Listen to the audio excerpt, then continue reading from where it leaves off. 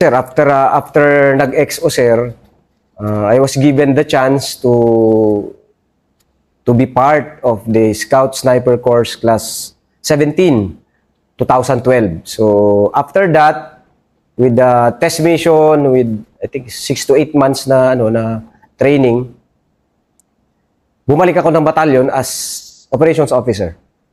So, same pa rin yung naabutan ko na battalion commander, then Lieutenant Colonel Arevalo.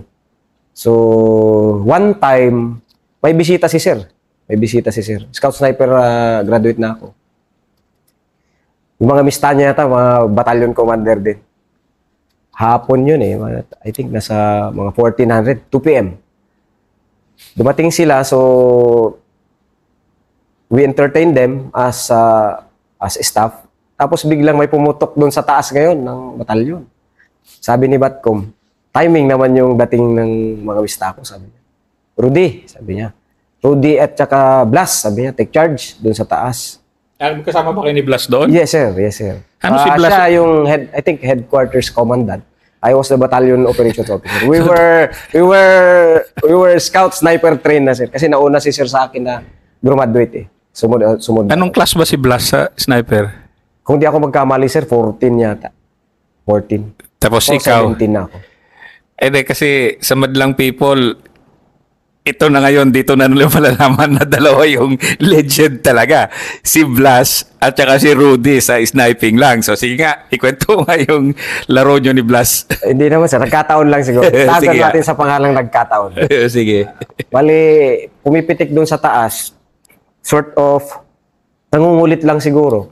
Sige, take charge kayo, Rudy at saka Blas, sabi.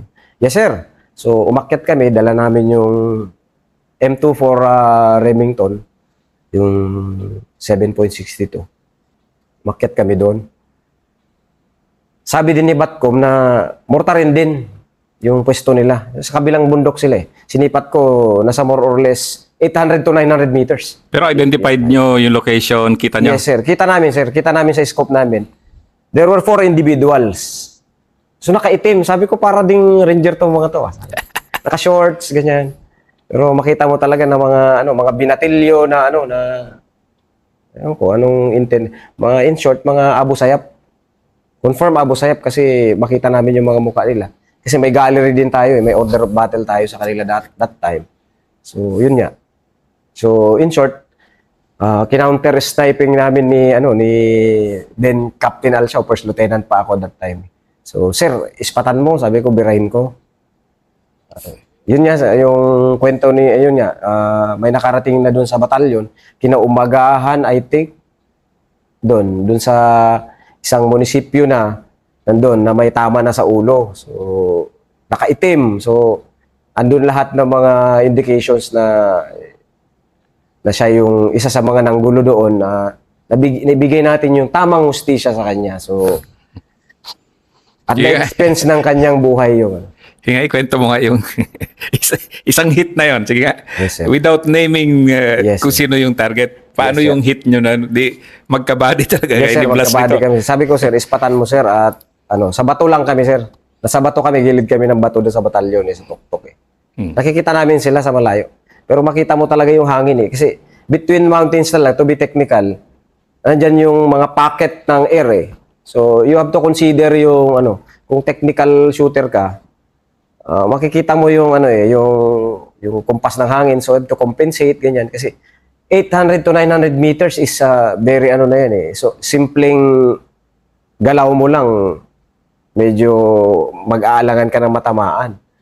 So tinansya namin yan gamit yung Remington, which is very reliable na barrel. Remington 7.62. So sa awa ng Diyos, tumama naman. Yan eh. Isa lang tinira nyo? Actually, sir, 4 sila yung bibirahin namin eh. Kaso, siyempre, sa akin I treat life as very sacred. Very sacred talaga yung buhay. Sa 4 na yon, magalaw talaga yun sila.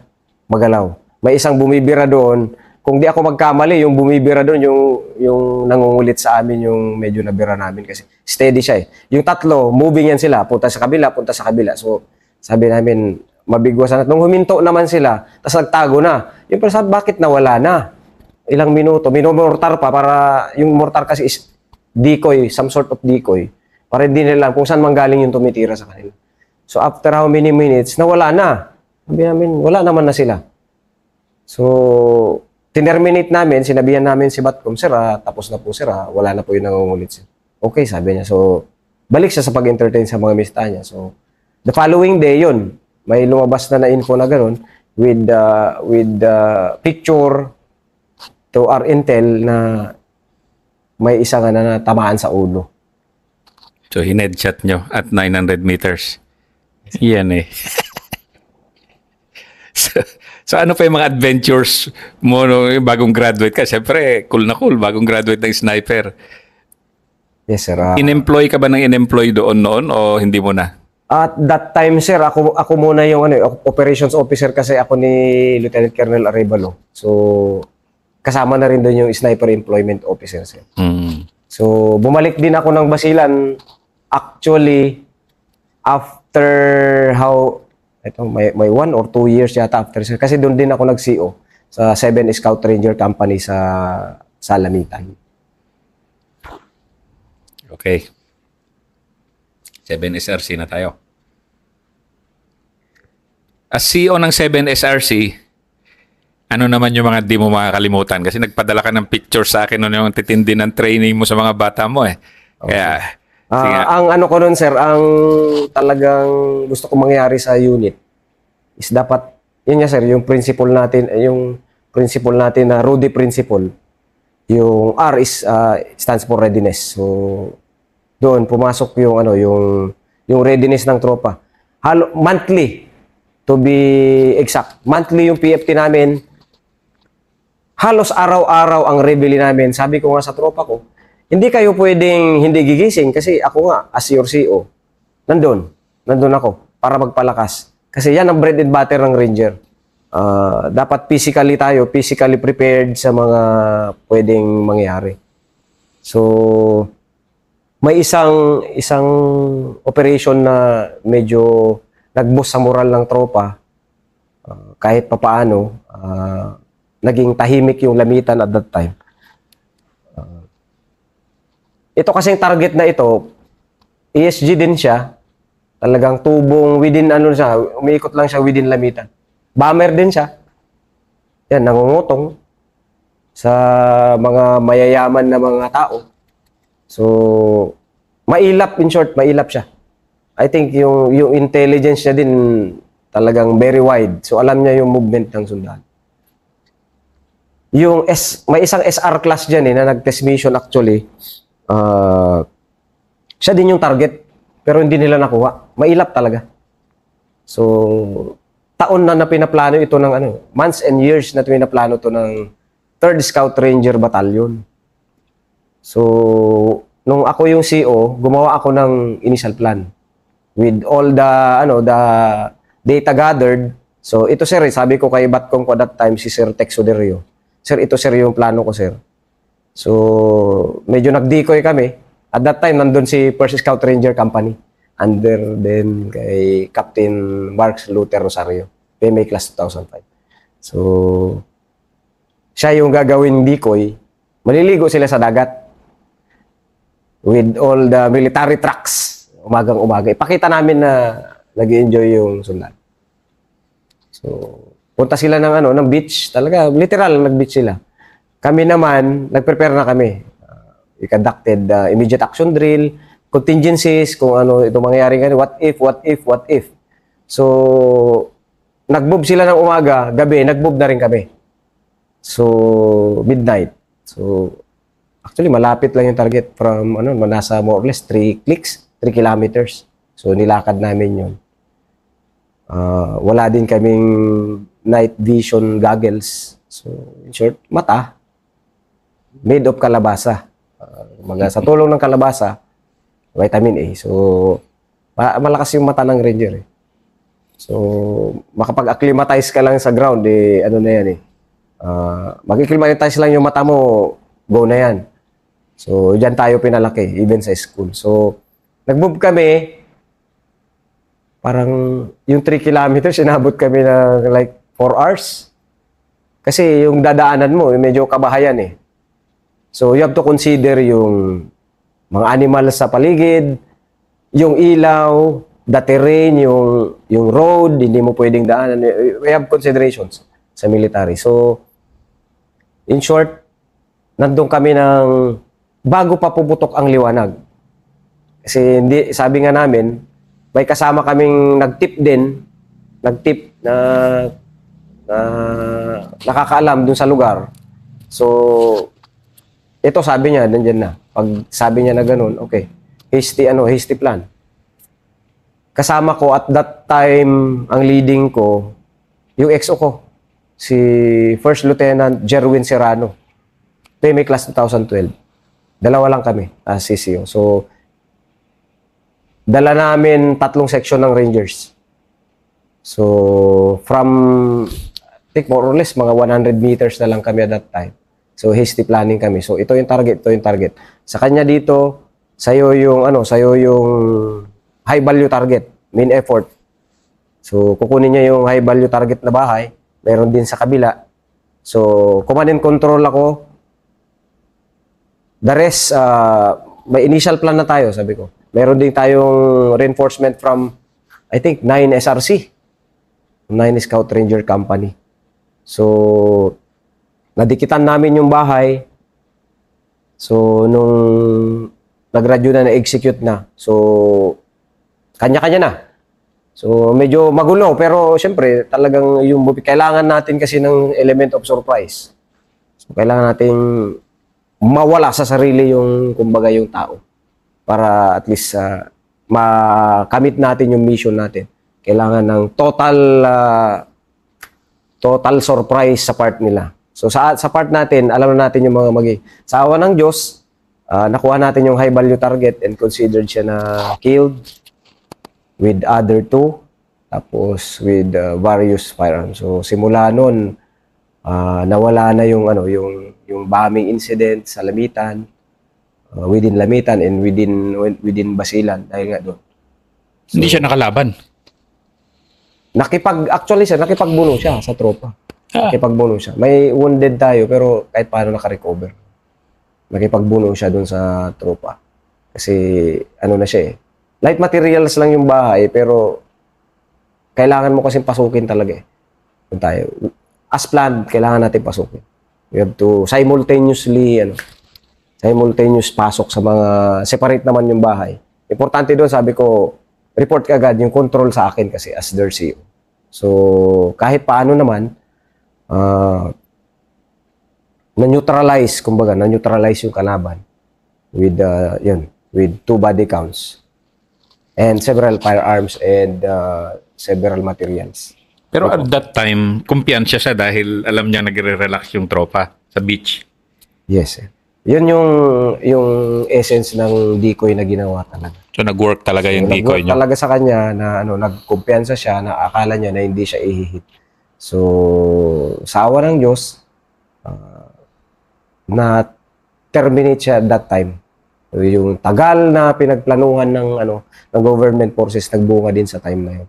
So with the help of at that time yung brigade commander namin, si then Colonel Rolly Bautista, PMA Class 85, na naging commanding general ng Philippine Army, which is siya din yung naging ground commander sa Marawi Siege, during Marawi Siege, way back 2017. So yun pala yung 7th SRC CO days mo. Yes, sir. After that, natapos ka 2016, di ba? 2016 ba yun? Nung natapos ka yes, sa sir. CO? Hindi, sir. January 2017 na, sir. 2017. January 2017. We were adjudged as best company in operation. And I was, sad to say, sir, best junior officer ng FSRR for 2016. Ayan eh. Oo, kasi maalala ko yun. Yes, sir. Nandun ka, sir. Alam ko ikaw yun. Ano lang, sir, natsambahan lang. Hindi, matindi ka, brother. Matindi ka. Wala na siguro yung choice, sir, kaya... Hindi. Matindi ka. Ang naalala ko dyan na isa sa mga, sabi natin, medyo glaring na encounter, it was June 2010. June 2010. I think first week yun, June. So, I was the senior PL. Nandun kami sa jungle base, somewhere in Sumisip. Kasi kailangan bantayan yun kasi nagro-roam around yung ano doon eh. So, kailangan patrolan yung area, nagro-roam around lang doon yung mga ASG. So, sikat pa nun yung kidnap for ransom group na tinatawag. Yung mga kinikidnap nila dito sa mainland, babato nila doon sa Basilan. So, kami ngayon yung mga, di naman end user, kami yung magre-recover sa mga ano nila, sa mga kidnap victim nila. So, one time may ibinato sa amin na target. This time through signal, specific. Yung kanyang Golf Charlie, kumbaga location niya. I think nasa 10 meters yung accuracy nung binigay. More on SIGINT. Yung Yumin kasi matindi.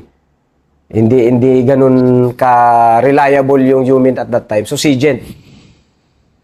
So nag-hasty planning kami ni EXO ko, ni First Lieutenant Babaran. So dalawa kaming combat group. Ako yung leading combat group, siya yung sumunod. So, nag-hasty planning kami ng gabi, tapos execute kagad. Si Ranger nga eh. Yung Ranger, hindi na natin papalipasin ng ano yun. Strike kagad. Kaya nga we strike. So, nag-move kami from jungle base, trekking yung talagang hindi mo hindi mo ma-spelling din yung daan. Talagang dadaan kami sa malaking river somewhere Sumisip, tapos aakyat ka na naman, bababa ka. Kailangan namin i-direct hit, hindi ka pa pwedeng dumaan. Diyan tayo sanay na nasa bundok talaga tayo dadaan. Cross country ika nga. So cross country namin, pagdating namin ng umaga, maalala ko, briefing ko pa si Sir. Sir, andito tayo, ito objective Sir. Nasa more or less 250 meters na lang kami sa ibinigay na Golf Charlie. So nearest 10 meters yun. So konti na lang yun. Naramdaman ko talaga yung puyat at pagod. Medyo bangag na kami. Makita ko din yung tropa ko, mga bangag talaga. Ang kagandahan lang nun, yung mga kasama ko kasi nag-ooperate sa 13 SR that time. Kumbaga may na kami, may semblance na kami ng teamwork. Kasi sila yung mga classmate namin sa Scout Ranger Course Class 173 na organic. So they came from different infantry battalions, from 5th ID, mayroong galing 1st ID din, may galing ng 8th ID. So kumbaga okay na kami. Magkindatan lang kami dati. Alam na niya kung anong gusto ko mangyari. So, Sir, sabi ko, malapit na tayo, Sir. Forward tayo ng konti, tapos hihinto ko dyan sa harap. I-recon muna natin. I-check ko muna sa harap para sure tayo. So, using the GPS, nakalapit na kami na more or less 25. Pero masukal na sa harap. Sabi ko, bakit parang may maingay? May chainsaw eh. Sabi ko, hindi kaya ito pasabilis. May chainsaw eh. Natuloy yung chainsaw. Tapos, alam kong may waterfalls na dun sa kasi yung bagsak ng tubig sa harap. Malakas. Sabi ko, may waterfalls dito. Pero masukal. So sabi ko, i-recon lang namin sa unahan, Sir. Tapos sabi na rin yung GPS na within target ka na. Mag-iingay kasi siya pag nandun ka na malapit eh. So, in-off ko na siya. Sabi ko, Sir, malapit na tayo, Sir. Nagsasabi si So, rock plan tayo, Sir, rock plan. Iwan natin yung pack natin dito sa likod. I recommended to my EXO. Tapos, dikitan na natin, Sir. Positive or negative, dikitan na natin. Sakto, lo and behold, pagdating dun sa unahan, sabi ng tropa, may tao. Ano itsura? Sir, tumatae, sabi niya. Pasensya na. Babawas siya. Nakatalikod. Medyo itim-itim daw ang puwet eh. Sabi niya, ang assessment nga niya, kulot. Medyo foreigner. Tapos may mga kasama siya dun sa loob sa forested area. Jungle yun eh. So sabi ko, dikitan natin. Sabi ko, hindi pa naman tayo compromise. Dikit tayo. Tapos sinabihan ko na rin siya, Sir, may plano na kami. So we have to do this maneuver kung sakali. Sige, sabi ni EXO. So, nag-move forward na yung buong combat group ko. So, in short, nadikitan namin. Sabi ng tropa ko, sir, nasa 10 meters na lang tayo, sir. Medyo nagbabawas siya. Hindi pa siya nakaka-detect. Sige, lapitan lang natin na lapitan. Sabi ko.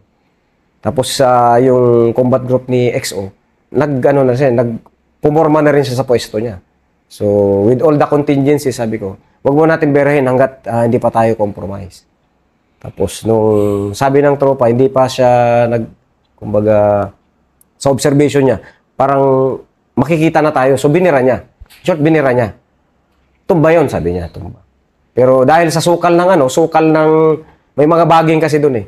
Siyempre, yung kalaban, tao din yan. So, he has to conceal, he has to cover himself from fires sa observation ng government forces. So binira namin ng binira, yung pala, yung mga ibang kasama na doon sa kabila, nasa falls nga. May mga nag-iingay doon. Pero sa traces ng dugo, yung mga gamit nila, nandoon, naiwan talaga lahat. As in, lahat ng gamit nila. So, sabi ko, sir, i-forward ko na, sir. Dikitan ko na, sir, sabi ko. Sige, Bok. So, pag dikit namin ng ganyan, actually, nakapa-inflict din sila ng casualty. I think while withdrawing, puputok sila ng M203. So, may konting casualty lang tayo. Ano naman, nakakalakad naman. So, na-recover namin yung lahat ng mga gamit nila doon.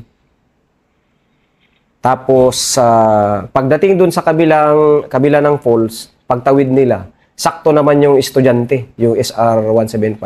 Pinalo na naman sila doon. So, in short, piningpong sila doon sa time na yon. So, sa casualty, umaabot yata sila ng, I think, mga 7 yung confirm na killed dun sa kalaban. So yun yung mga unang encounter pala ng the famous 13th Company. Yes, sir. Anong feeling mo no na 13th Company tapos may 13 SFC rin, di ba, sa Special Forces Company yung sir. panahon na yun, di ba? Yes, sir. Actually, sila yung kabady namin sa jungle base at that time. Kasi we're proving na yung 13 talaga na is hindi siya kumbaga malas na number. Kasi sabi namin, paano naging malas? Best junior officer yung company commander namin. And umi-score kami. Umi-score kami sa Basilan. So, hindi malas, sabi ko. Minsan, naisip ko, it's up to the leadership din minsan. Sa leadership, hindi minsan. Parati sa leadership yan. So, another experiencer sa 13 SRC, kasi from senior PL, naging XO na ako by 2011. It was, I think, Rudy, sandali. 4th Scout Ranger Battalion, yung 13 SRC pag pumasok ng Albarca. Kasi, buhat nung, na-create siya, CEO ko si Captain Aling. So, Albarca na naging playground namin. Hanggang sa pinalitan siya, nagkaroon ng transition, ako naging XO. So, bawat dala ko doon sa Albarca noon, expect mo talaga na ma-encounter. So, yung encounter ni, kung saan na-wounded si First Lieutenant Assis Torres, kasama din ako at that time. So, siya yung leading, ako yung sumunod. So, very fatal yung niya, pero naka-recover. Pero, the good thing is, nagka-body count din naman tayo doon. Naka-body count tayo doon, na-recover ng, I think, 2 body count and 4 o 5 baril yata yun. So, hindi naman sa halos ma-perfect na ng 13 SRC kung paano pumasok sa Albarca. True experience na rin ng tropa dahil sa a matter of life and death kasi pag pumasok ka ng Albarca kasi kinakatakutan talaga nila yan. Kasi yung Pintakasi, Pronto Pintakasi kasi dyan. Pero nung naging battalion commander namin si then Lieutenant Colonel Arman Arevalo, PMA class 1991. So gumawa siya ngayon ng scheme. May scheme siyang ginawa na that for the certain period dapat umalis ka na diyan. You have to standard kumbaga ranger Strike lang talaga, we strike lang talaga tapos withdraw ka kaagad. Hindi mo kasi kailangang makipagbunuan sa kanila kasi sa initial assessment namin taga diyan kasi. So they have to fight with all kasi wala sila eh. Kumbaga taga diyan sila eh. So sort of ITDS sa word natin sa military parlance. So they have to fight to death. Kumbaga mo lang kung ano lang yung target mo, hit mo, you have to go. And yung maganyan na scheme, naging successful yung government forces sa ganyan. Kaya nabawas-bawasan hanggang to the point na kahit paano na na yung Basilan na nagkaroon na ng peaceful hindi naman peaceful coexistence pero naging totally peaceful ng Basilan with the help of siyempre mag-emanate pa rin yan sa mga natin sa mga politiko, mga ganyan, yung leadership ng sila yung katulong kasi as stakeholders. Hindi kasi matatapos ng sundalo lang. Yes, I believe na hindi matatapos ng sundalo yung gera. With the lang. That is part. Kailangan pa rin talaga yan. Kailangan na ipakita natin yung kumbaga hard power natin sa mga lawless elements.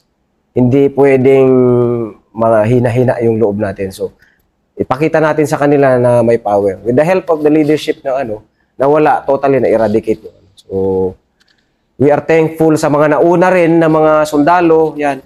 Kahit paano, nakaambag sila, lahat naman. It's a group effort kung bakit nagiging peaceful yung lugar eh. Hindi lang, kumbaga, kailangan natin ng collaboration. Communication, collaboration with the stakeholders para para matapos talaga yung insurgency, yung secession. So, ang gusto nating maibigay sa mga natin, sa mga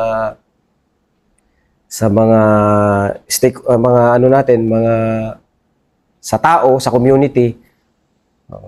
Kasi interconnected lahat kasi. Kung walang daan, walang Basilan Circumferential Road, yung mga paninda nila, hindi makakarating ng Lamitan, hindi makakarating ng Isabela. So, kailangang maayos ang daan para magkaroon ng progress. Para madali ding ikumpas ng ng mga nasa government natin, hindi lang naman yung mga sundalo. Kasi if we talk about government, hindi lang mga politiko. Nandiyan yung mga natin, local government units, different agencies, non-government agencies, mga government agencies, tulong-tulong yan para matapos yung insurgency. Yung sa 13th company, ano yung talagang sobrang di mo makalimutan na Albarca experience mo? Or yung nasa 13th company ka pa, Basilan experience na giyera mo? Yung ba kayong kay Mike Asistores o meron pa kayong ibang napaka-brutal din na encounter during that time? Kasi ang bigat nung panahon nyo 2011. Actually, sir, marami ng previous mga encounters kasi, sir. May mga skirmishes na. So, halo-halo na siya. Yung nakita ko lang talaga, sir, na medyo daring na talaga. Yun, yung pagka-wounded ni Lieutenant Asistores. Pero, kahit paano naman, yung government, nakita niya doon na talaga may government talaga. Na kailangan ipakita natin yung strong will ng government through the Rangers, through the Scout Rangers na may nag-exist na sundalo. Na hindi lahat, kumbaga, hindi man sinasabing takot. Kumbaga, kailangan na ipakita yung pangil ng sundalo. We expect